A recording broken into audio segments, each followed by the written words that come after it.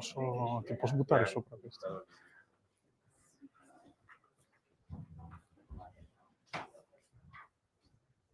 All right, thank you everyone for being here.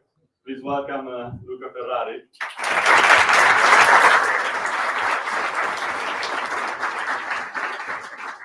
I'm just here to make a call to action. Essentially, we are United Talent Societies. For those that don't know us, we are a global non-profit that connects Italian students across 8 different countries. We are in London, Madrid, Paris, New York, San Francisco, and we are expanding, continuing to expand. Our main mission is to connect, promote, and support Italian students abroad, and be the network that connects the Italians, but also make them available to institutions and firms, Italian firms that want to interact with them. And we are more than 100 volunteers, and this year we are actually expanding a lot. We have lots of events like this one, and we are looking for volunteers to join us and to work with us and to interact with our guests and work with the institutions that work with us. So without further ado, I wanted to introduce Professor Tucci, who will just have a If you want to join us, you can find everything on our website, and please apply. We need a lot of help. Thank you very much. Thank you. Hi, everybody. Thank you very much for coming tonight. Great to be here. I think it's very exciting to see so many people here tonight. I'm Chris Tucci, and I am the Vice Dean of Education for Imperial Business School, as well as the Co-Director of Education for our Artificial Intelligence initiative called IX. I'm also a Professor of Strategy and Digital Strategy and Innovation. And just wanted to welcome you all on behalf of Imperial College. And our business school in particular is very, very interested in entrepreneurship.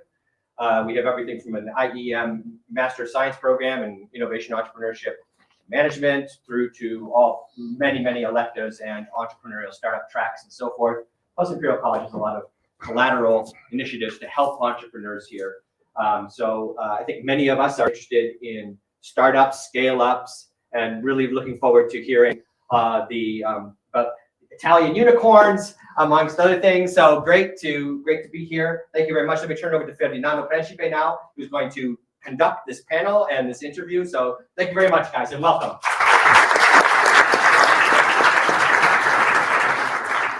Thank you, Professor Tucci, and welcome everyone. My name is Ferdinando, and I will be moderating this panel. And before starting, I would like to thank all the United Talent Societies team for making this event possible. And I would like to introduce Luca Ferrari, and it's my pleasure to have you here. Welcome to Imperial College. And Luca Ferrari is the co-founder and CEO of Bending Spoons. Bending Spoons is one of Europe's leading technological companies, and you might be familiar with some of its products, which include Evernote, Komoot, Meetup, Remini, and WeTransfer. Bending Spoons also recently agreed to acquire AOL and Vimeo and is valued at $11 billion. All in all, around 1 billion people have used Bending Spoons products, and they are used by 300 million people every month. Bending Spoons has won several awards as Italy's best place to work, and earlier this year was awarded as the 3rd best place to work in Europe. From its headquarters in Milan, Bending Spoons continues to expand globally while maintaining a unique company culture rooted in technical rigor, meritocracy, and a deep focus on impact. The company is known for valuing talent over experience, with several senior leaders still in their 20s. Bending Spoons now has a London office. Including me, right? Yeah. 24. With others around Europe coming shortly. Luca holds a Bachelor in Information Engineering and a Master in Electrical Engineering from the University of Padua, and further completed a Master in Telecommunication Engineering at the Technical University of Denmark. Please give him a warm welcome.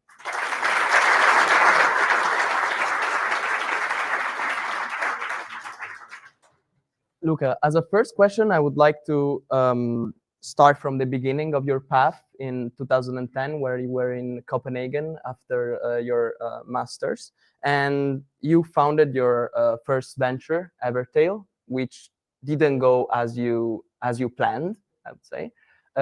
What is the lesson that still guides you today, and what was the most important thing you learned from that experience? Right. So for those of you who don't know, we were trying to build, 2010, we were trying to build a self-writing diary using AI, actually, not machine learning. At the time, it was not really a thing, not viable, certainly, at scale. But so we're pretty early on the AI train. Nobody was talking about AI at the time. So we had this idea of using more structural algorithms, but still that's AI, to understand what our users were doing and writing a diary, essentially, of their experiences throughout the day. So we worked on that, as you would imagine in a movie. Like we had this apartment, everybody from the couch, and very low burn rate.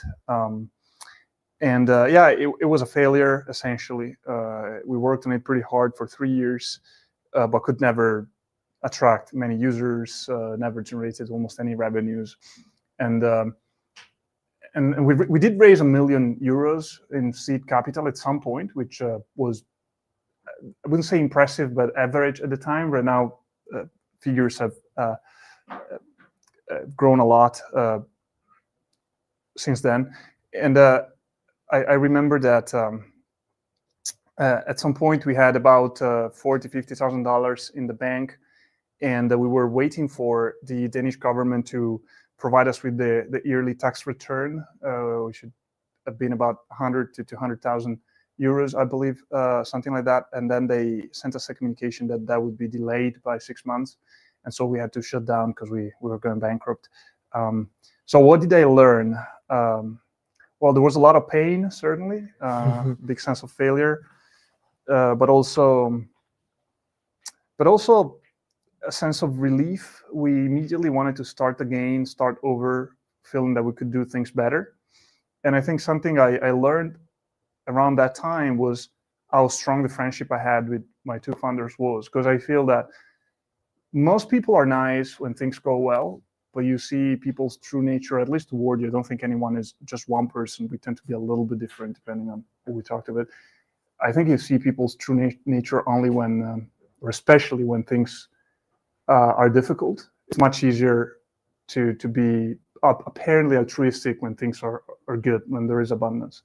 And so the fact that we kind of weathered that storm together and supported one another was a strong proof that our friendship was real, and carried us actually for a subsequent decade plus.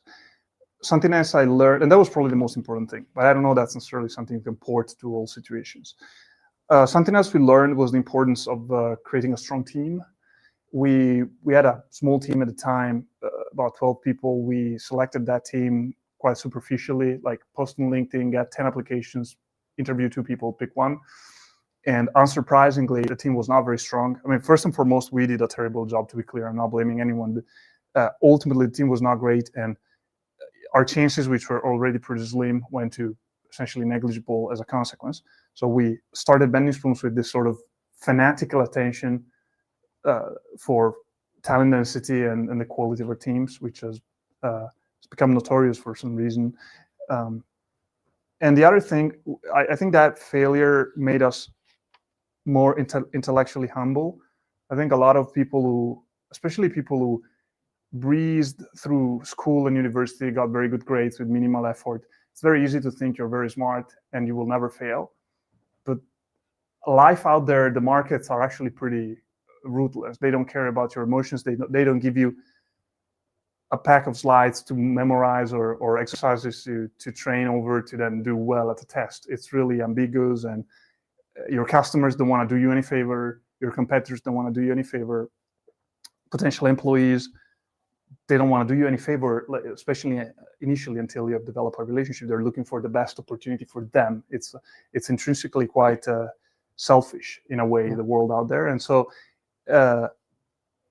in hindsight, we should have tested our ideas much in a much more lean way, much more quickly, assuming that we were likely wrong. Instead, we were absolutely convinced we were right, which we clearly weren't, as history has proven. And by testing our ideas earlier, I think we would have saved a lot of time, maybe succeeded, because we could have tested more ideas rather than only one or two. So yeah, those three things, we tested our friendship, team is critical, and even if you're highly accomplished in your quote unquote little world up to that point in time, assume you're not as good as you think you are, stay hungry, stay a little bit humble intellectually, because that will help you, I think. And after Evertail in 2013, you founded Bending Spoons in Denmark, in Copenhagen. Yeah. And then at some point, you decided to move to Milan. And I think that the majority of startuppers would have either stayed in Copenhagen or maybe would have gone to Silicon Valley in the US. Why did you decide to build Bending Spoons in Italy rather than, for instance, Copenhagen or the US? Copenhagen is great, by the way. Highly recommended. It's a nice city. The weather is not that good, but other than that, same as here. It's great. I have a very dear memory of the city. Anyway, two reasons. One, we thought Italy. We were pretty explicit about our decision of where to build a company. A lot of startups, they go with the flow, like, I'm here, I'll do it here, which is fine. It's really, generally pragmatic. But where you build a company is quite a critical decision. So we try to be more thoughtful, certainly more thoughtful than we were with Evertail, the startup that failed. And Italy came out on top for a couple of reasons. Number one, lots of people, almost 60 million people, very good education, but particularly at the time, it's better now, the quality of the offering for talented, driven new graduates was very modest. And so we thought, well, as being equal, we should be able to get a better team, essentially, than elsewhere. And the second reason was we had this dream of building one of the most successful companies in history, or at least of our generation globally. And we thought that if we could do that with roots in a country, a region where where you hadn't seen that much success for a while, the indirect impact through inspiration could have been greatly enhanced. Denmark is small, and so you don't hear of a lot of successful Danish companies, but relative to its population, the scale of that country, they've done pretty well. Italy, but you could say the same thing about France or Greece or Portugal. They haven't had a lot of success, so we figured, okay, if we fail, who cares where we fail? But if we do end up building something truly huge and very successful, maybe building it with roots in Italy, for instance, would be much more impactful. There were a few countries that were essentially ultimately equal across these dimensions. The fact that 4 out of 5 co-founders are Italian, and we understood the culture a little bit better, the university a little bit better, we felt that would give us a little edge initially, so we picked Italy at that point. Okay. And I think that, like, besides building Bending Spoons in Italy, what really fascinates me, it's how you build Bending Spoons. Because Bending Spoons now acquires companies such as Evernote, Meetup, AOL, Vimeo, and it has like 300 million active users monthly. My question is 400 now, actually. 400? Nice. My question is, what do you look for at the beginning? What is the first thing you look when you want to acquire a company? Right. So maybe it's useful to explain how we operate, because it's a bit of an unusual approach. Sometimes I describe it as 25% private equity, 75% technology company, because we, like a private equity firm, we will acquire companies as a key engine of growth. But unlike a private equity, which typically buys to sell within, say, 3, 5, sometimes 6 years, we're not a fund. We acquire to hold and operate forever. We've never sold a business we've acquired. And also, unlike a private equity company, but like a tech company, almost all we do is developing and refining technologies, user experiences. So that's just the the context. How do we select these companies we acquire? First of all, we need them to be large, relatively speaking. And why do we need them to be large? Because every time we acquire a company, we carry out pretty deep transformations to make them a lot more successful. We rewrite the code base, re-architect cloud infrastructure, redesign the UI, launch the features, some optimize monetization in marketing. Sometimes we build the entire organization. So that takes a lot of time, and the time it takes does not scale linearly with the economics of the company. In other words, for us to transform a company generating, say, $500 million in revenue does not take 5 times as much as transforming a company generating, say, 100 million in revenue. It maybe takes twice as much. So we're better off in terms of efficiency, closing fewer acquisitions, but on average, larger acquisitions. So that's the first criterion, it has to be large enough. In fact, the last 2 acquisitions, AOL and Vimeo, that's about $3 billion in price. In aggregate, they're much bigger than the ones we did 2-3 years ago. Just following the scale of our economics, so does the scale of the acquisitions we carry out. The second criterion is that we need to be able to predict the future performance of that company quite accurately. It goes without saying that if you're investing a lot of capital, you want to know what you're doing. So in theory, you could argue that as long as the expected outcome is optimal, it could still be okay taking a huge risk, meaning acquiring companies with the extremely wide range of potential outcomes. But when you acquire only a handful of companies per year, if you get unlucky and you fail, then you're done, basically. If we were to acquire 200 companies, we could look at it in a portfolio way, like, oh, on average, we'll be fine. But when you do relatively few acquisitions, you can't afford to fail more than maybe 1 out of 5 or 6. And so we need the range of outcomes for each to be relatively narrow for that probability of multiple failures to be essentially 0. And there are different parameters that help us determine that we know what's going to happen. For example, we tend to be more certain of a business's future if monetization is primarily through subscriptions as opposed to advertising. We tend to prefer it when most of the future value lies with existing customers, or if it's new customers, then it has to be, we need to have a long history of customer acquisition through word of mouth, not advertising. Advertising tends to be you're at the mercy of, say, the Meta algorithms or the Google algorithms, which can change, and competition also changes pretty abruptly. So that second parameter is we need to be able to predict the future accurately. And the last one is we need to believe we will be able to make radically significant improvements to the business. Else we cannot offer a price that's appealing to current ownership while delivering really high returns. And we have historically delivered absolutely outstanding returns. Consider that we've been able to grow over the past 4 years. On average, we've grown on a per share basis, so net of any dilution.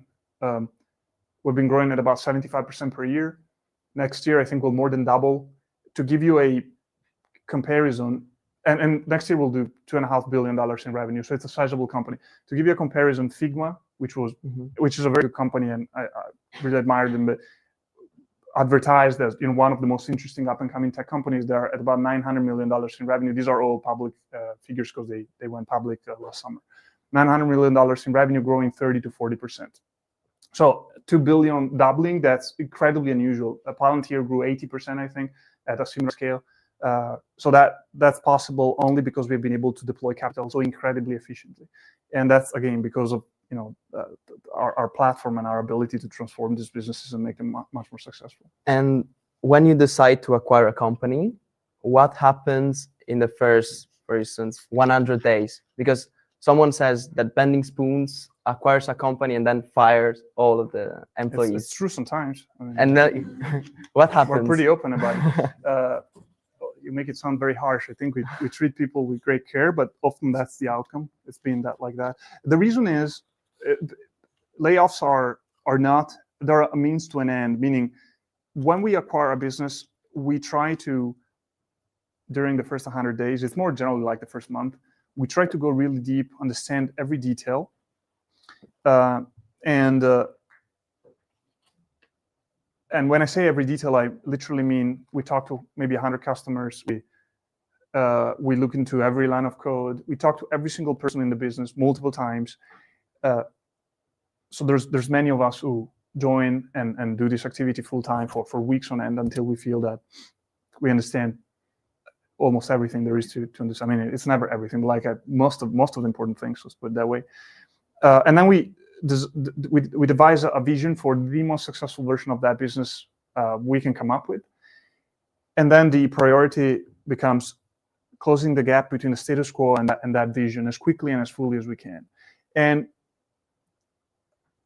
the people who run a business, like the entire team, and how they're organized is a critical component of performance. So typically in that vision, the team is not a minor part, it's a central consideration.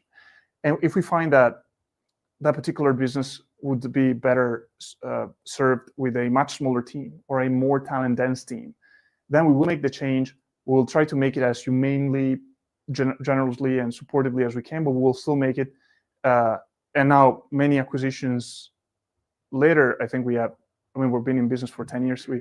We have basically the definitive proof that that's worked, but it is quite unpopular and controversial, and I understand why.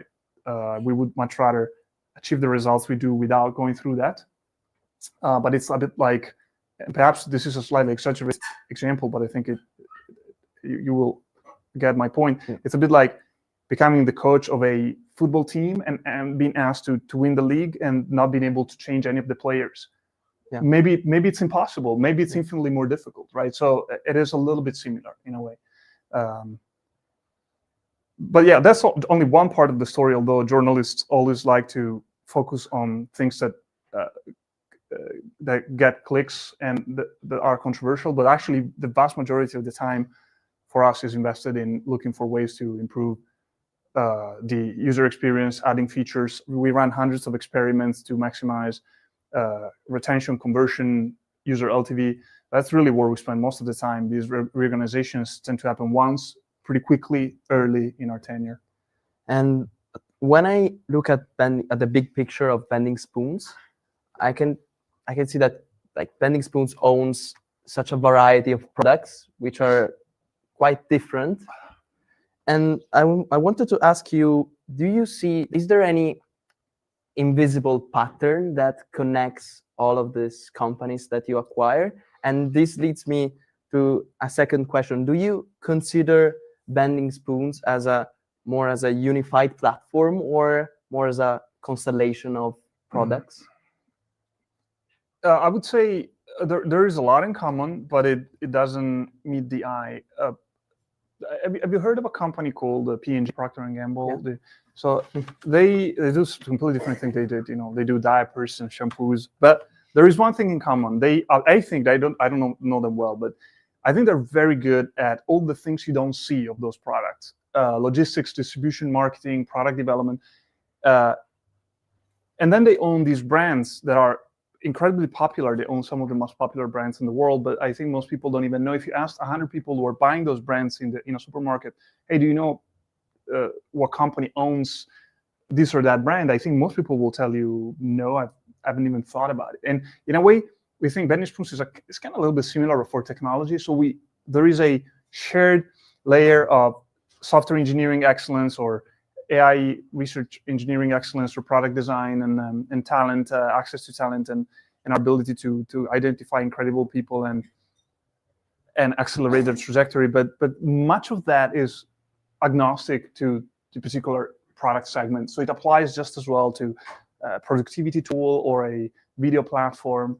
And generally what you find, if you talk to management teams from companies that just have one product in the digital space, whether it's consumer internet or SaaS, generally they will tell you that what they do is rocket science in terms of like, it's super difficult to understand what this customer needs.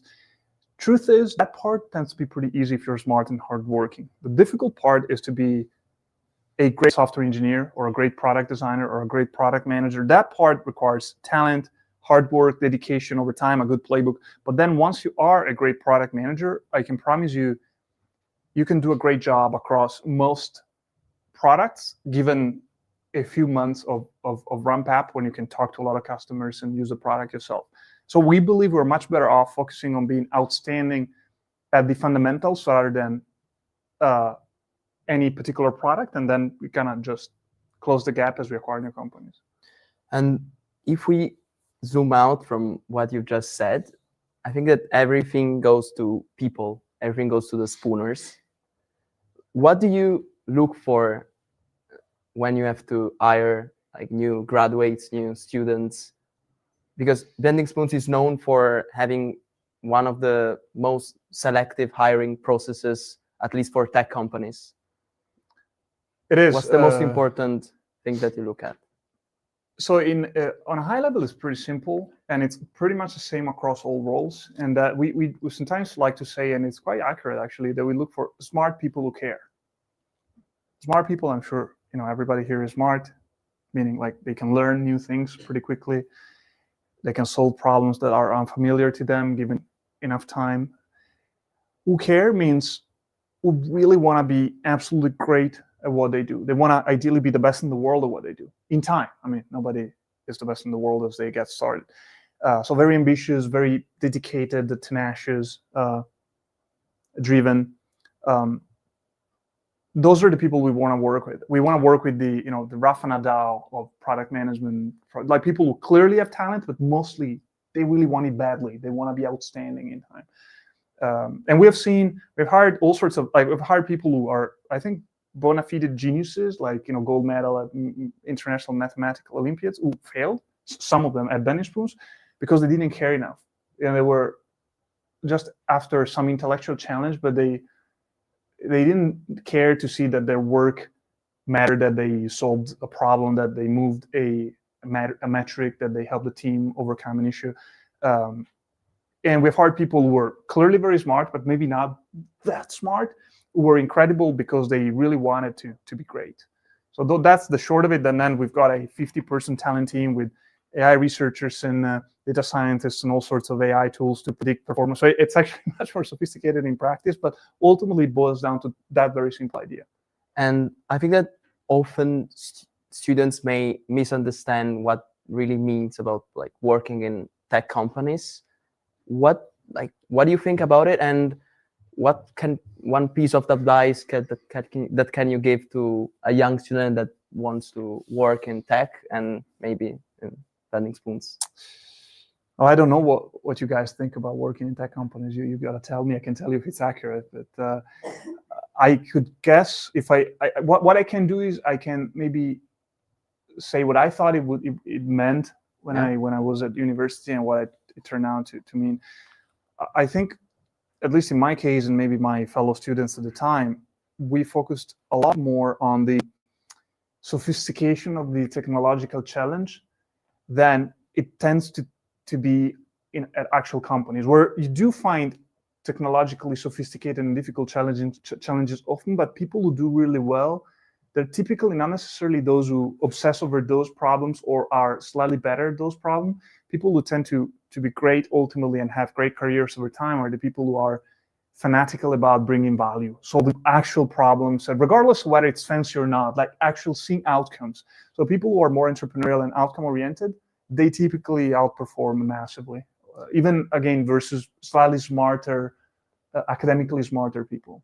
And I think that the mindset that you just described is exactly what's needed. Can I add something quickly on that one? Even extremely successful, you see this among entrepreneurs too. You can probably find this online. Jeff Bezos, the Amazon founder, in an interview I've heard, I watched it years ago, but it's somewhere on the internet, said he studied physics, and he said that at some point he thought he was going to be a physicist until he realized that it talks about a particular student, a fellow student who was apparently way smarter, but in general, problem about a physics problem. Physics problem. Yeah, it's actually more a math problem, but yeah.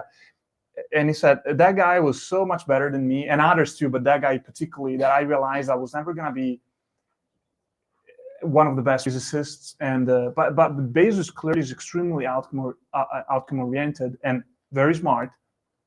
Maybe not a genius, but extremely smart, very outcome oriented. And of course, there is a lot of luck in building super successful companies, but he had the ingredients, and you see them time and again in people who are incredibly successful, whether as founders of companies or people who join an existing company and have a huge career.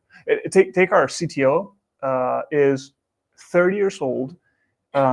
He joined 7 years ago as a as an intern. I think he did his master thesis with us, studied computer science, and I don't think you'll find any. I mean, I've never found a CTO of a company our scale, billions in revenue, hundreds of millions of active users, 10 billion plus in valuation, who's so young and who's not a founder.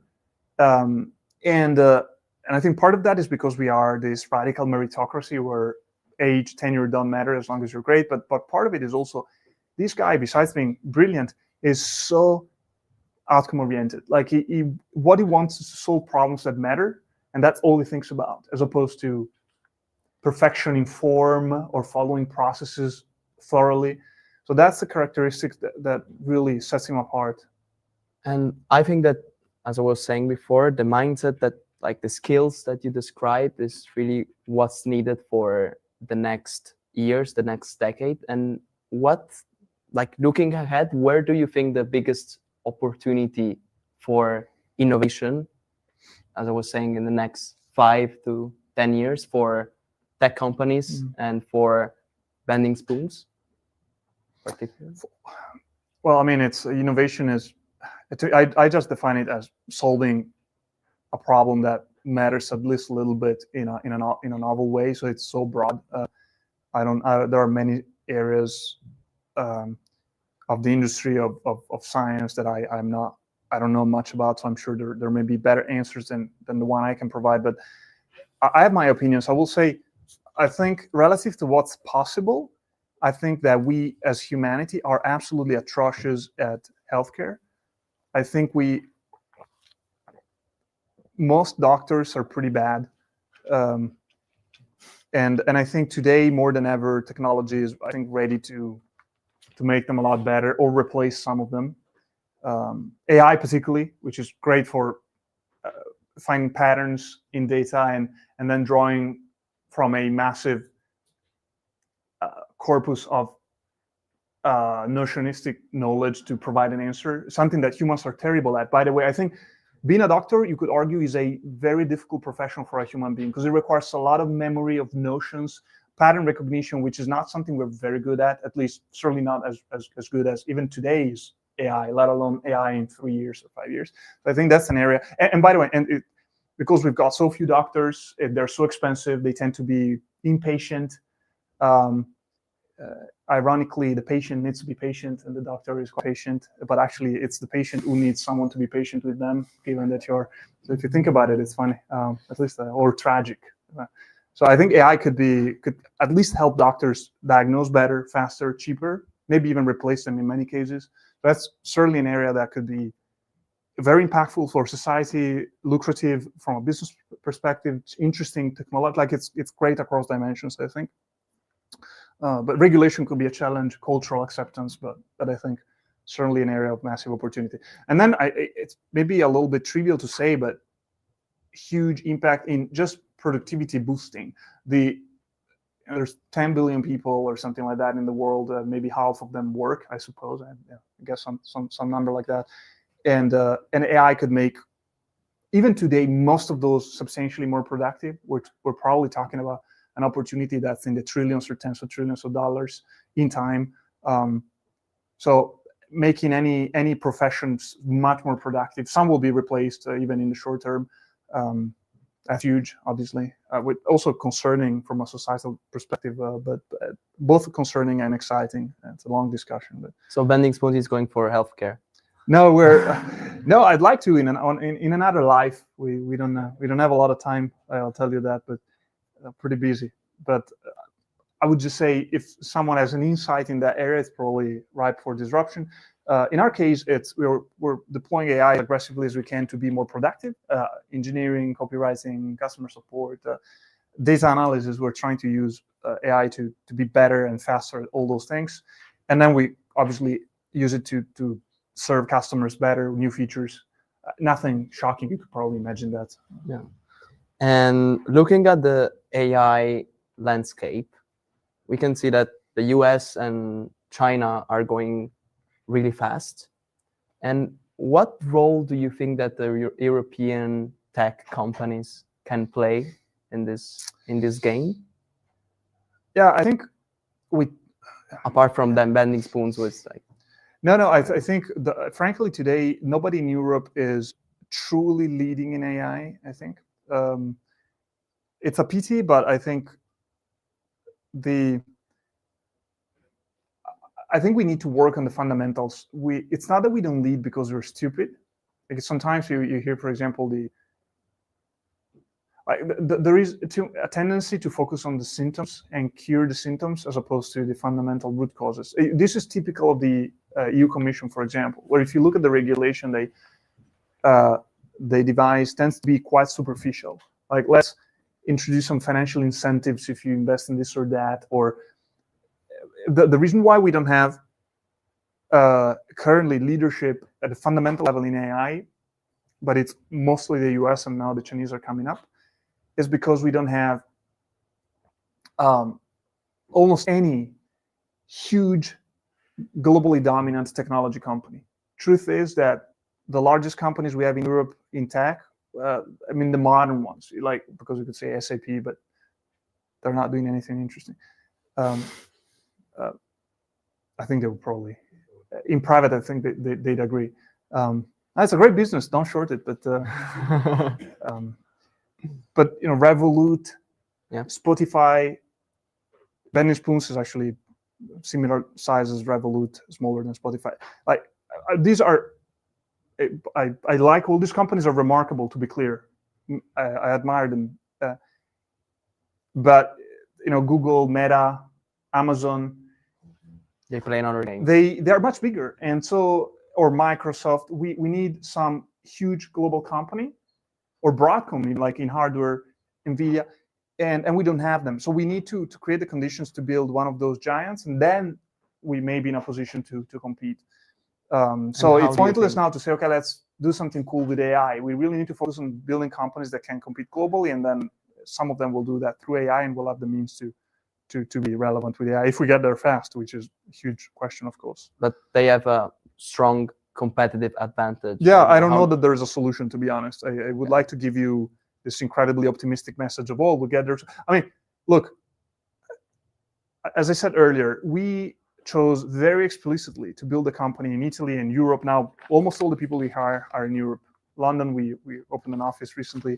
We'll probably open new ones in Madrid and Warsaw. So we're actually here working, our ass off to try to close a little bit that gap and be part of that change. But it is very difficult. It's a fast changing world, and size helps a lot. And America and China are ahead by miles. So and how are you trying to position yourself? Are you trying to position Bending Spoons in this tough environment? No, we don't really think about positioning. We just try to pursue the strategy that we think gives us the best chances of being massively successful, and then others will position that for us. I don't know, what position we are. Okay, and I would like to talk more about like to give attention to the students, and because I would like to ask you a question about yourself. If you could come back to when you were like 20 years old. 4 years ago. No, I remember clearly. What piece of advice would you give yourself? And actually, what piece of advice can you give to Italian young students? We have many Italian students here that are abroad that are entering the job market. Yeah, I was an idiot in many ways. There are many things I could have done better. So I was about to say I would tell myself to go work much earlier. Truth is, I worked from an early age. When I was a teenager even, but all the jobs I did until the age of 24, probably, when I graduated, give or take. How old was I? Something like that. And I worked in as a farmer, as a dishwasher, and actually I think that's very useful to do when you're very, very young, because it teaches you humility and getting your hands dirty, literally. But I should have done something that would have exposed me to outstanding people, interesting skills much earlier. I never took an internship at an interesting company. In the summer, again, I just worked these more humble jobs. And McKinsey wasn't interesting? that was late. That was later, though. I joined McKinsey. So the story is, when I graduated, one of my founders graduated with me. We studied together. The other one was one year older and doing a PhD. We had this idea of the Evertail idea I told you earlier in the chat. We didn't have any money because all of us come from relatively poor or families, so to say. And so we had this idea, okay, we all look for a job, and whoever gets the most lucrative offer goes to work and pays for rent and food for the other two. We will work on a prototype for Evertail, and then hopefully we'll get someone to provide us with seed financing, and then the person who's working resigns, joins full-time, and then we conquer the world. That was the plan. So we looked for a job, all of us, and I got an offer from McKinsey, which was the best offer we got. So I was selected as the one who would work full-time to support the other two. But I didn't go work, and then things worked out as I described and as we planned, and then we conquered the world, because we then crashed and burned. But I did resign from McKinsey and went to work because we raised Evertail. Yeah, we raised the money. I never was meant to go work at McKinsey. I just did it as a means to an end, because we couldn't afford otherwise working on the startup. So taking internships, for example, I should have done that. I know probably most people here do take internships, so my advice is useful for myself 20 years ago or 15 years ago, but it's probably quite useless to you. But in general, I would say just roll up your sleeves, try to do something useful that teaches you something, expose yourself to the best people you can. I think that's probably the most important thing. If I think about my biggest leaps in ability, strength, almost always they came through being exposed to someone who was much better than me at something, as opposed to just doing something individually. That's important too, but sometimes you need to emulate. It's very easy for humans. That's actually how we learn as kids. We emulate others. It really works well if you have a concrete example of how to be perseverant or persuasive or dedicated. So it's very good to expose yourself to incredible people. And try to find a way to do that. I was pretty dumb in that regard. So and what would you suggest to an Italian student who is currently abroad? Would you tell him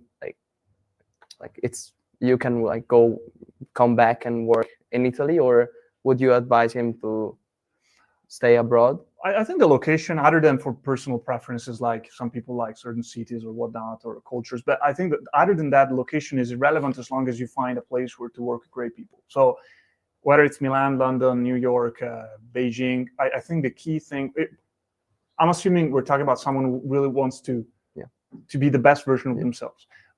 I would focus on maximizing the quality of the people you surround yourself with, even over the specific tasks you do. Of course, you need to like the work, broadly speaking, but I think it's more important to surround yourself with the best people you can, as opposed to doing tasks that are slightly more pleasant to you. Again, within reason, you shouldn't be doing things you hate, of course. But again, if the goal is to be the most exceptional professional you can ever become, that's what I would say.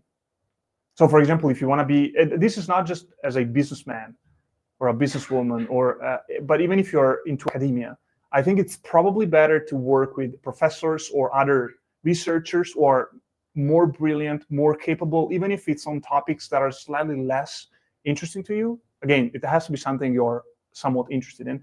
Then vice versa, something that you're really passionate about, but you're going to be surrounded by mediocre people. And do you think that Italy can be a good environment for someone who can succeed? There are fewer places in Italy where that's true than, say, London, but there are some places.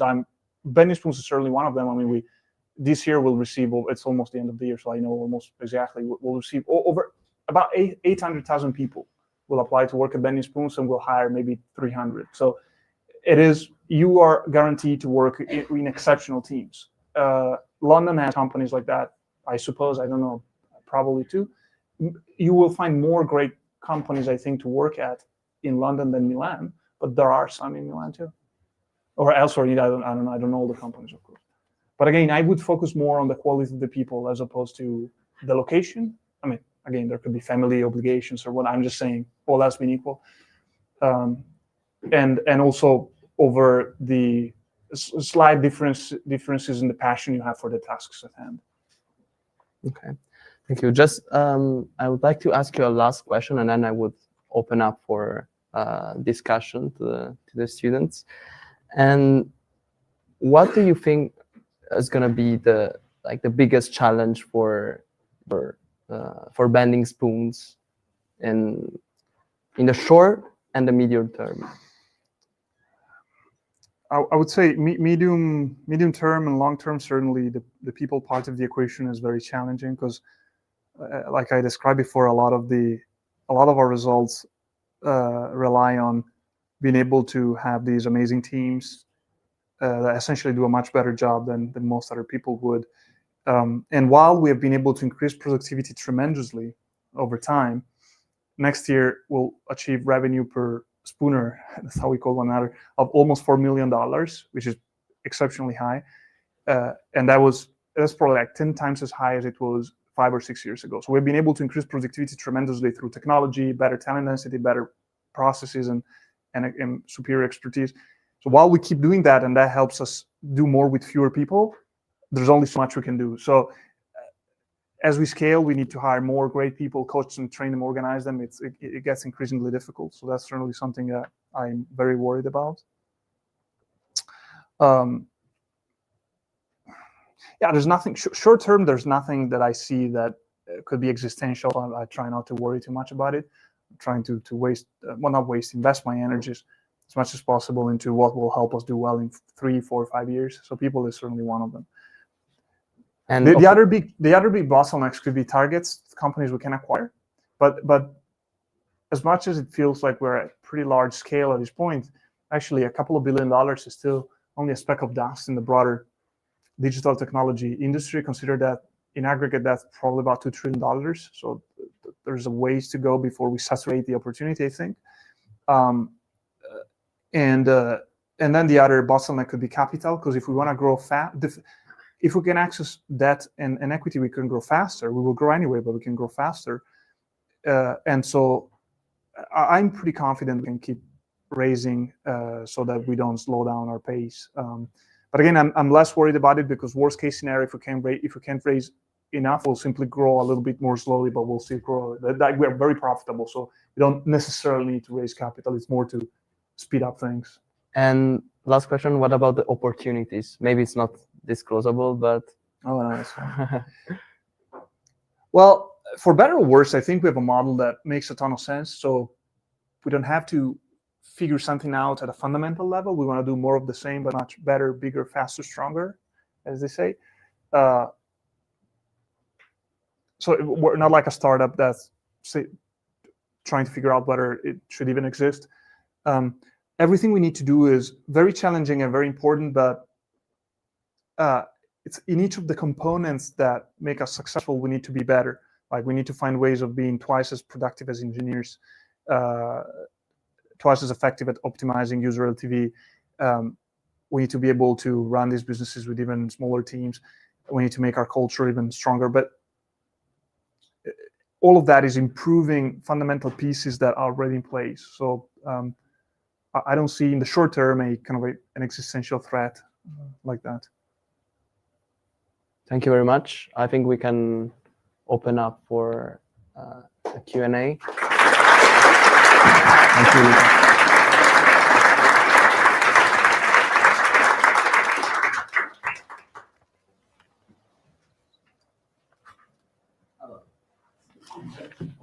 Thank you very much. Lovely panel talk. Very, very feeling inspired from you. I think you might post something on LinkedIn a while back regarding your startup journey. Is very much so like jumping off a cliff with the parts to assemble an airplane. And I think that was the CEO of LinkedIn, and you reposted about that. Appendix doesn't matter. But during your bending spoons startup journey, what are some of the biggest challenges that you've had to overcome? And is there any time when you're like, dang it, I can't do this anymore? And what did you do to overcome them? Maybe from a perspective of young entrepreneurs. Thank you. I don't remember reposting anything like that, but I just because I don't really use social media, but technically could have, like, I tend to agree with that metaphor. I think it's quite accurate in many cases. So maybe something that's useful to say, I've found that when you are struggling, it's a lot easier to overcome your struggles if you know that others are struggling too. It's very easy to, and it's a very competitive world. A lot of focus on appearances and looking always successful and imperturbable and unbeatable. So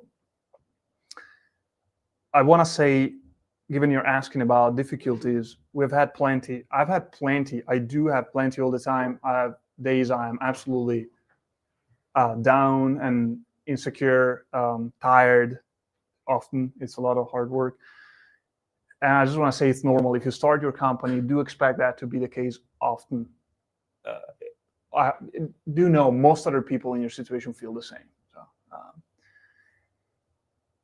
So specific examples. One I remember distinctly was immediately after we shut down Evertail, we started Bending Spoons with about $40,000 of the leftover capital I mentioned earlier. We used it to seed finance Bending Spoons, and we wanted to do what we do today, like acquiring and transforming, but we thought it would take more capital to get off, and so we were looking for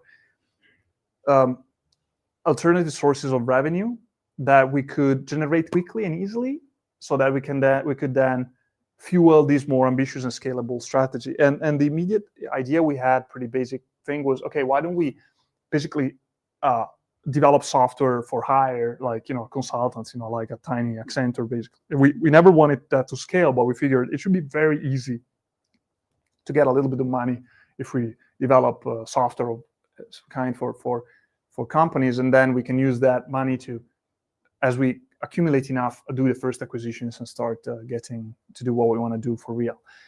And I remember especially one of my co-founders and I, we spent a good 3-4 months. That was the summer of 2013.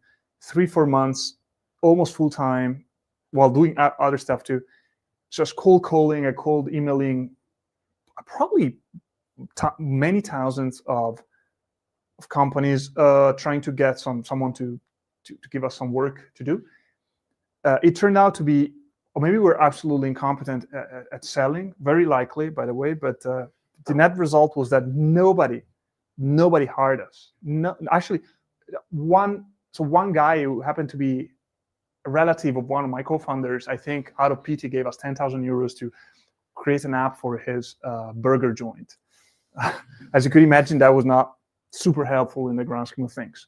So we couldn't get anybody else to hire us. And I remember that after 3 years of working probably 100 hours a week on Evertail and failing, and then wanting to start this company and spending months again working super hard and getting absolutely nothing, I had a breakdown. I cried, which is very rare for me, and pretty much never cry. But I remember I just broke down and cried, just at the desk, like that. And then one of my co-founders, basically pulled me aside and supported me. And in a way, that was one of the moments where earlier very quickly I said that period strengthened our friendship and proved that it was real. But this is just one tiny moment. But that's just to very concretely explain how absolutely devastated we were, super tired, and we felt nothing was going our way. So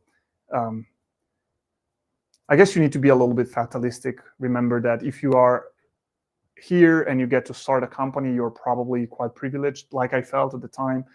And so worst case scenario, you'll probably still have a better life than 99% of people on the planet. So I guess try to remember that if you can. But still, high achievers, when they're being terrible at something, it's difficult to remember that you're lucky. You feel like failure, and it is what it is.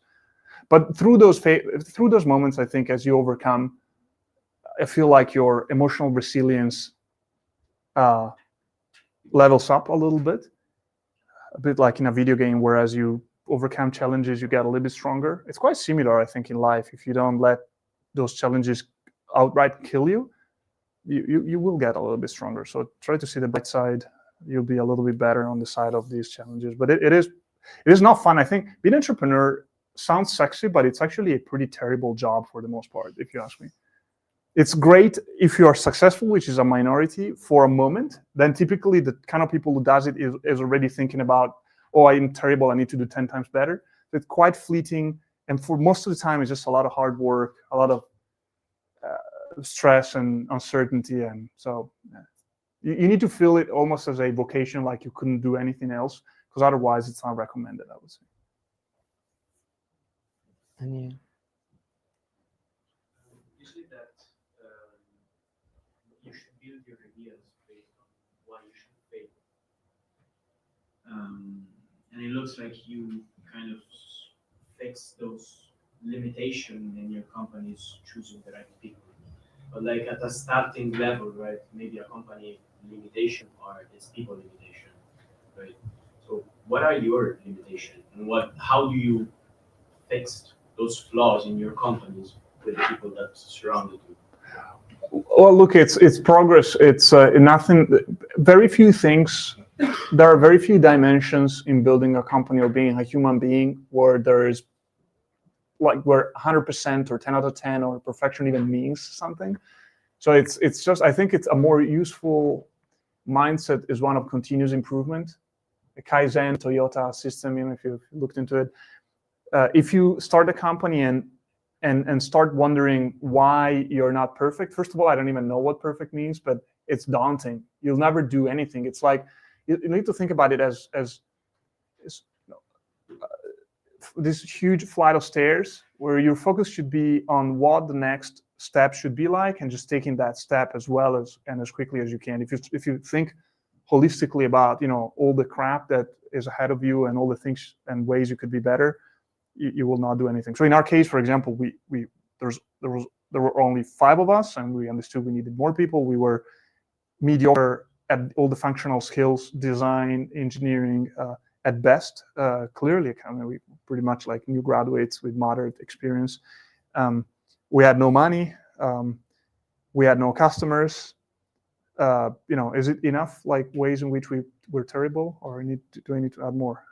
But you ask yourself, okay, along which one of these dimensions can I be substantially better tomorrow, and in the cheapest possible way? And you take that step, and then again, it may not suffice. There's no guarantee you'll succeed, but again, going back to Amazon, given we mentioned Bezos, they didn't start with the AWS and Kindle and the everything store and Bezos going to space with a cowboy hat. They started with, okay, we can maybe sell books online, and maybe that goes well. And a bunch of people preparing the boxes with the books and mailing them. They focused on doing that and seeing how it would go, and then it went well enough, and they built upon that. So it's good to have big dreams, but you need also to find intermediate, small, manageable steps to go further. And often you'll find that as you progress, your dreams become more concrete and also shift sometimes, because we find better opportunities, more inspiring paths. I think it's good to have a general direction. I wouldn't overthink it. It's typically more important to be moving, broadly speaking, in a direction that's promising, and then taking each step really well.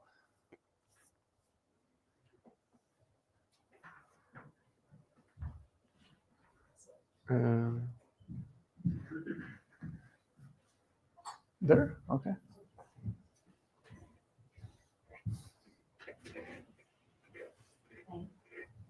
Thanks. Hi. I was wondering, how did you go from that situation of despair that you keep on describing to your first investment? How did you go to that? Yeah. By the way, I don't want to focus on the despair. I was just asked about it. I'd much rather talk about wonderful successes and all the ways we're great. So interestingly, we had this $40,000, and our burn rate was or euros. Our burn rate was very low because we shared an apartment, the 4 of us, an apartment that was meant to be for 2 people. We basically we cooked our own food, so you could imagine that 40,000 euros would last multiple months. And after, I'll simplify things a bit, but after a few months of failing to find anyone who would hire us, we, in the meantime, as we had some time on our hands, especially 2 of my co-founders, while Francisco and I were trying to get clients. They were just developing some apps just because you've got some time on your hands, and at least we would learn some skills that could be useful to then make available to our clients. And a few of those apps did, I mean, not super well, but well enough that they extended our runway. We made probably a couple €100,000 off those apps. And soon enough, likely early 2014, less than 1 year since we started, we had accumulated a little bit of capital. Again, probably maybe €200,000-300,000, not a lot, but enough that we figured, okay, we should definitely start acquiring companies at this point. Interestingly enough, the first acquisition, we paid that app only €10,000 for that app. So we could have done that immediately at the beginning. Sometimes you assume, and maybe that's another lesson learned, sometimes when you don't know how to do something, you think it's more difficult than it is. Sometimes it's actually the opposite, but rarely do you estimate complexity and the challenge accurately.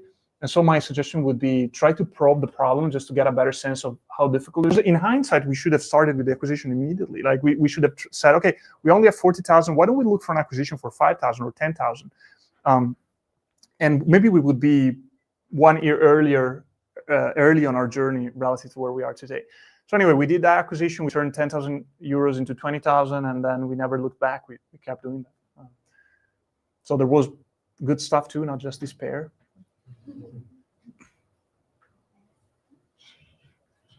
Hi, thank you for being here. I'm curious about your perspective on Pavel Durov from Telegram. He stated that they are running a platform with around 1 billion users, and they have only 50 employees in their company. Do you think this is this kind of very lean structured team is the future of tech companies, or just some specific industry?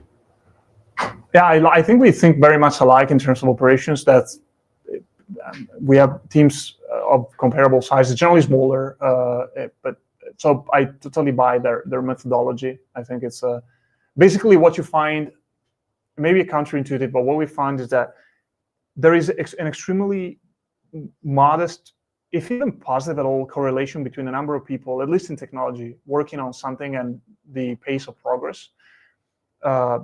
And you're much better off having a more talent-dense team, fewer layers of management, ideally no layers of management, no bureaucracy, complete autonomy, an entrepreneurial approach. You get a lot more done faster, better quality. So I'm not surprised, actually, with Telegram and how they've been running the company. Now, I don't think you can necessarily do that in every single instance. There are certain businesses where you need more people. For example, if you're building a B2B product, you need to sell actively. Unfortunately, sales is a fairly linear game. Like you add a person, they can deal with X more leads. So there's only so much. With technology, you're making it more efficient. But broadly speaking, at least for the time being, you got to scale that organization. Certainly, a business like Amazon, where you had logistics, but I think a lot of software projects could probably run with a very small company. Yeah. A lot of the huge organization thingy, I think, stems from the perverse incentives. For example, managers trying to get more people in their org so that they could get a better title and a better career. Founders, executives having access to essentially free money. That was the case for most of the past 25 years. And so figuring, okay, why don't I raise more, increase cost? Probably it helps me in terms of growth. And these capital is coming to me almost for free because they're running the company at an absurd multiple. And so why not? I could argue it's still flawed reasoning, but a lot of people superficially came to that conclusion. But yeah, I think I would encourage people to try to build more with fewer people. It's certainly a good trade-off. Hi, Mr. Ferrari. Thank you for the Thank you. I mean, nobody calls me Mr. Ferrari. Sounds great. So yeah, while you were talking, I went through all the LinkedIn profiles of the co-founders of Vending Spoons, and I noticed that except for Mr. Greber. Yeah, exactly. You are all engineers, right? Yeah. So, we have been talking, you have been talking about entrepreneurship the whole time, but eventually, do you think then it is more important to be an engineer, to be a great entrepreneur, or to be a great economics student, a great marketing or finance person? I would say what matters the most is the qualities we discussed earlier. So being entrepreneurial, being hardworking, having a little bit of vision, being a good problem solver, being tenacious. I think there are some advantages to engineering. One is that it teaches you to think better. Physics perhaps is even better in that regard, but it teaches you to think better than most disciplines, if you ask me. It teaches you a rigorous structure, causality, logic. Some other disciplines are a little bit more fluffy on average. So I think you do have a competitive advantage, all else being equal. But I would always pick, say, an economics major who's very driven and very smart over an engineer who's mediocre, and for sure, like hands down. I think your degree is the least important part of it. The second advantage that engineering can give you is you may be a little bit better off in terms of hard skill set as you start. And so you don't have money. Like take our case, there were five of us, and we had no money. And what we wanted to build required writing software. And two of us were already decent programmers. Francisco and I learned pretty quickly. And I think one of the reasons why we learned quickly was that we had been trained in things that were not too far from coding. I think an economics student could have learned too, for sure. But having at least two people who could teach us, for example, on the team was quite valuable. So I think there are some advantages, but none of those is even comparable to the more fundamental qualities of being, entrepreneurial, driven, smart, and this sort of things. Thanks for your time today. So, considering today's AI environment, and many tend already to compare with the initial .com area, where we had a lot of companies, especially in our sector, that the valuation is super inflated, and this is already talking about AI possible bubble.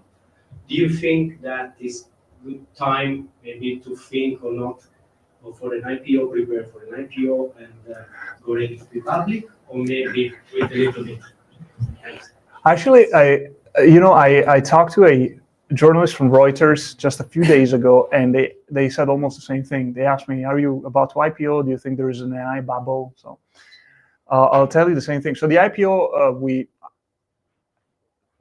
so what happens when you IPO is that typically there is a transaction. You raise some capital, some people sell some shares, and then after that you're publicly traded. And there are some advantages and disadvantages. Some people see an IPO as a finally can get out of here moment. That's not the case for us. We've been profitable for a long time. People who wanted to sell shares have been able to do that. So if and when we IPO, the IPO itself will not be especially critical. We may raise some capital, we may not, but you typically do when you IPO. It's not strictly mandatory, but if we do it, we would see it as a way to position ourselves to be more successful in the long run. And as such, most of the value would be in the many, many years from IPO to infinity, not necessarily based on the precise timing of the IPO. So yes, you maybe don't want to IPO in a moment where the market has just crashed and your valuation will be terrible, because you're still probably going to transact a little bit, and you don't want that transaction to be at a valuation that's super depressed. But in the grand scheme of things, as long as the overall market is not in shambles, I don't think it matters too much to do it when it's super hyped or somewhere in between. Also, it's very difficult to, IPOs, you don't wake up one morning and IPO the day after. It takes like easily 9 months, so it's impossible to time the market. You start today because the market is awesome, and maybe by the time you're ready, it's crashed, or you start today and it's terrible. It's like the Great Depression, and by the time you're ready, there's a massive recovery and the market has grown 35%. So I would discourage this sort of timing things. I would just say, just prepare for it, and then once you're ready, you can maybe you can make a call and decide whether the time is right. But when it comes to the AI bubble, I think I'm pretty confident there is a huge bubble. My guess is more than 90% of the ventures that are being funded are absolute utter crap. There's no value in them. And they're being funded because, so the way institutional investment works is that you go out, convince some people with a lot of money to give you their money, so you invest it for them and you promise returns. But the way you actually make money for the most part is simply by deploying that capital. Most investors make more money by deploying capital than by taking what's called the carried interest, so a percentage of the upside. There are some who make most of their money from the latter because they're really good or very lucky, but broadly speaking, the industry, it tends to pay off more to raise more capital, deploy it more at lower returns than seeking exceptional returns or on smaller capital, because that's very, very difficult to do repeatedly, and people don't want to rely on luck. So with AI being such an important thing, I'm a huge believer, by the way, that it has already changed the world in many ways, and it'll be the most transformative wave, for lack of a better term, in the history of humanity. So I'm not bearish on AI as a technological trend. I'm just saying that financially there's a bubble. So of course, because AI is so big and so talked about and so hyped, it's a vicious cycle. More and more people want to deploy capital with investors who promise they'll do AI investments. And so if you want to be an investor, or typically you're already an investor, you want to raise money, it's easier to say, I'm raising it to deploy into AI projects. And so there's more money to deploy into AI, but only so many AI projects. And so ultimately people invest at crazy prices, good businesses at crazy prices, and known businesses at some price, which is infinitely too high because there is not a business there to be invested in. And you probably see a lot of these companies, most of these companies will die in the next few years, and then some will stay and they'll be massively successful. You mentioned the dot-com bubble. Amazon, Google, and others went down massively in price, but they were fundamentally valuable businesses, and they, over a long period of time, came back. And so I'm sure there are companies like that currently in AI, but the vast majority, like in the year 2000 for internet, are worthless and they will never recover and they'll die. It's okay. I mean, it's professional investors deploying the money, so I don't feel particularly, I don't feel a lot of pity toward them. I guess they learned their lessons.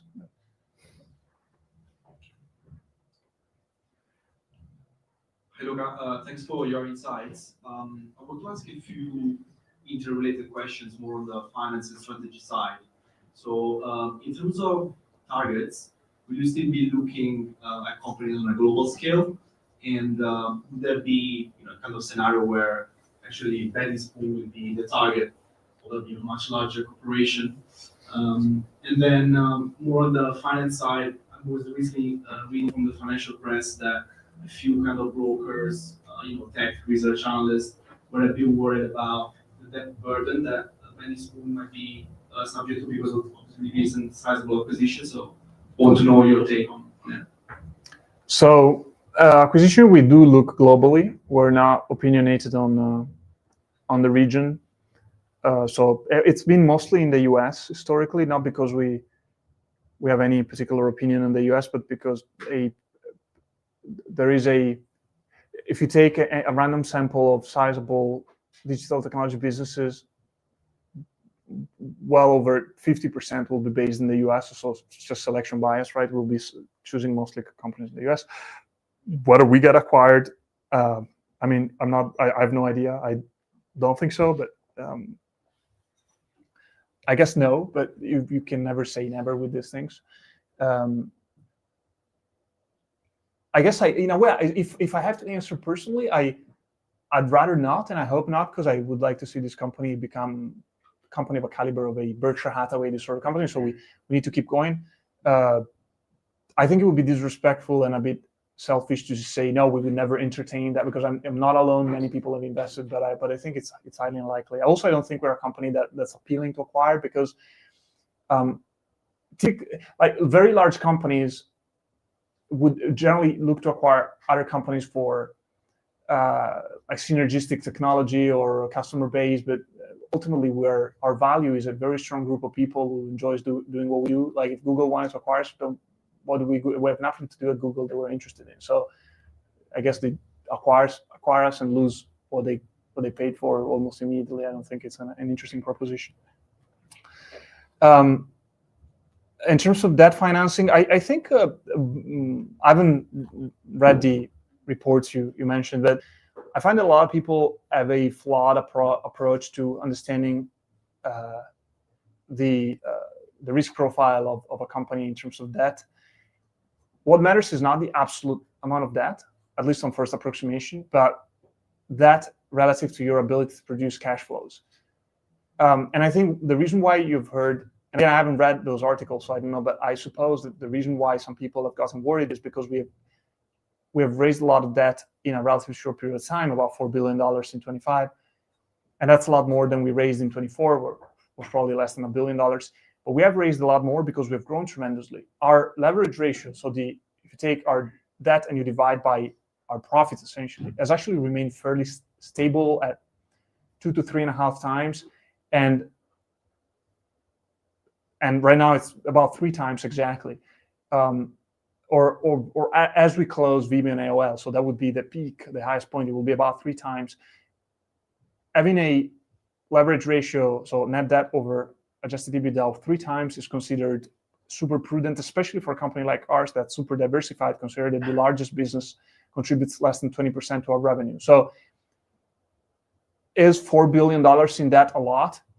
Well, I don't know. Beauty is in the eye of the beholder. It's highly subjective. Is it a lot? Is it little? I guess it's a lot, but Google has a lot more debt. So it's is 3 times as a leverage ratio a lot? Most people will tell you it's actually pretty low. Many software companies are levered up to 6 or even 7 times when acquired by private equities.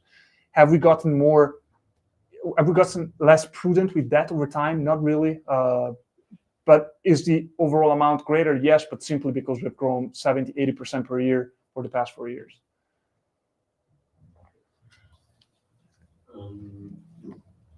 Thank you so much for the panel. And I think you have a terrific entrepreneurial mindset. Where is it? And, oh, okay, sorry. There's probably the speaker, my brain was deceived. I was following the speaker. Sorry, go ahead. You have a terrific entrepreneurial mindset. You're always looking at the next thing. And I feel like you have a sort of underdog in you and in your company. Let me know if you agree with that. And when was it that you realized that 3 guys that studied in Padova and then in Copenhagen, having a startup in Italy, aren't being taken seriously? When was that? The underdog mentality, I don't know, I've never thought about it. Might be true. I think some of us really like to compete. We just enjoy the challenge, and we like the idea that maybe the odds were not necessarily in our favor. There's more. It tastes a little bit better to do well when it's not obvious. It's a bit like winning. I suppose it's more exhilarating to win the Champions League if you are a middling team than if you're Real Madrid. I'm sure it's great in both cases, but if you felt that you were not meant to win and you still win, it's probably cooler. So maybe there's some truth to that. I don't know. And so it's maybe even healthy to retain that mentality of feeling that, and you can do that by raising the bar of your ambition. By the way, I don't think you should pretend you're less resourced or less capable than you are, because that's delusional. But if you raise the bar of your ambition in relative terms, you can stay an underdog. When did you realize that? I don't know. It was pretty obvious for a while that nobody took us seriously. That's for sure.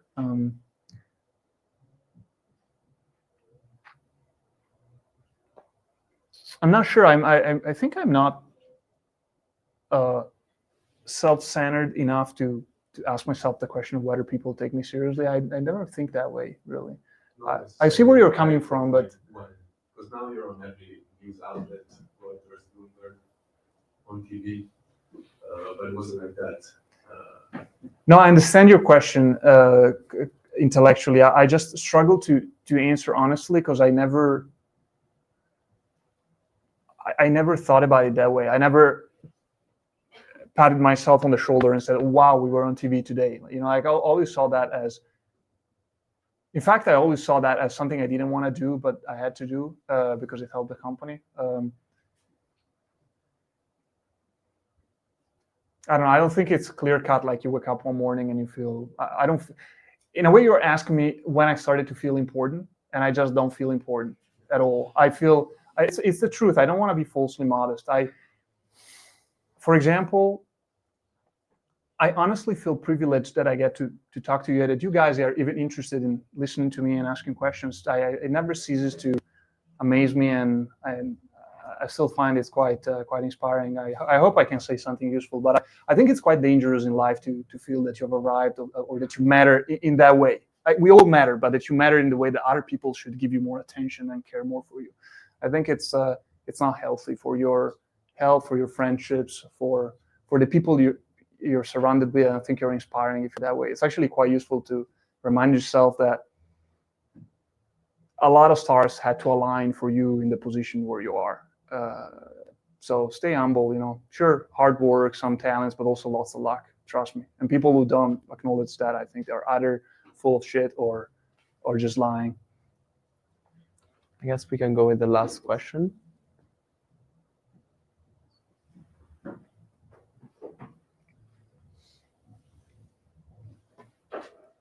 Thank you, Gianluca.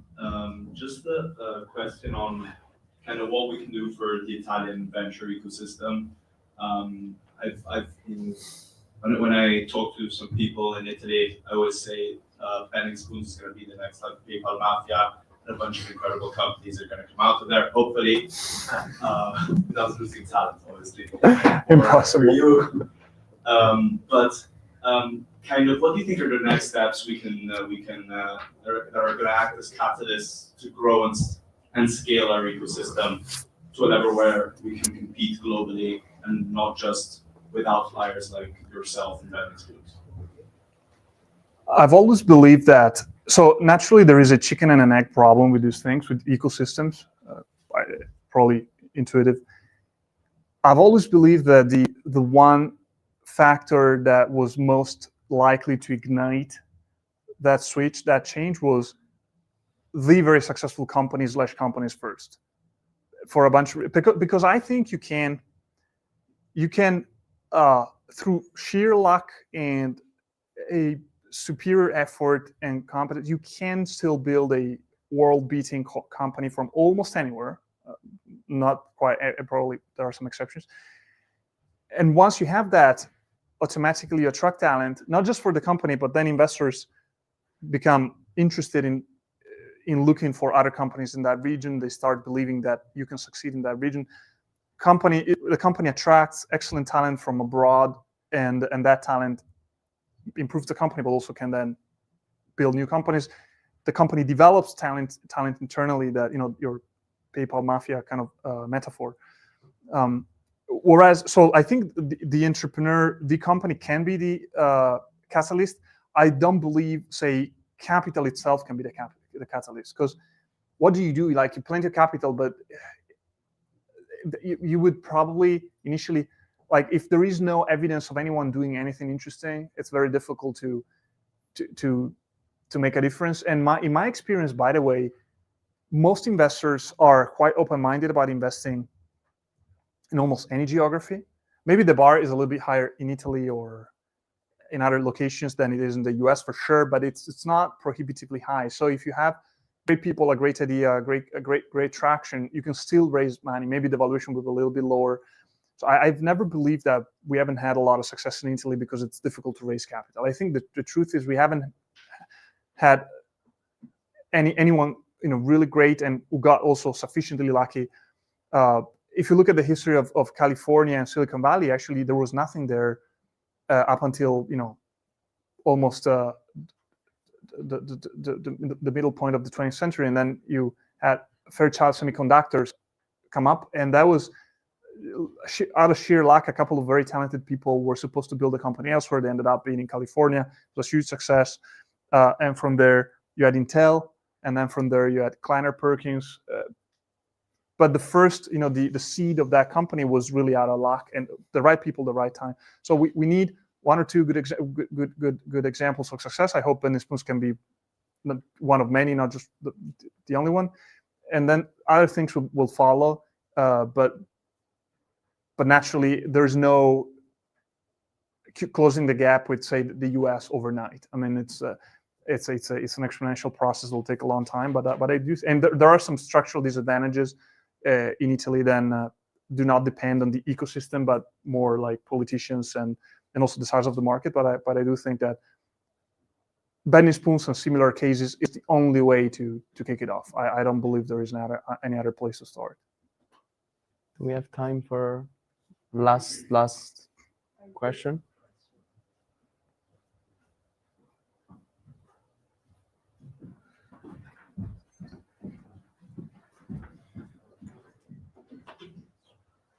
Luca, thank you so much for your time.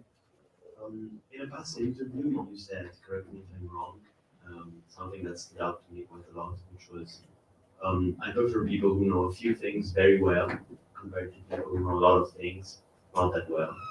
And it stood out because, for example, I consider myself to be a person who knows, I prefer to know a lot of things, maybe not as in depth. So I wanted just an opinion on that and for you to expand a bit on that. Yeah, rings a bell. I believe I said something slightly different,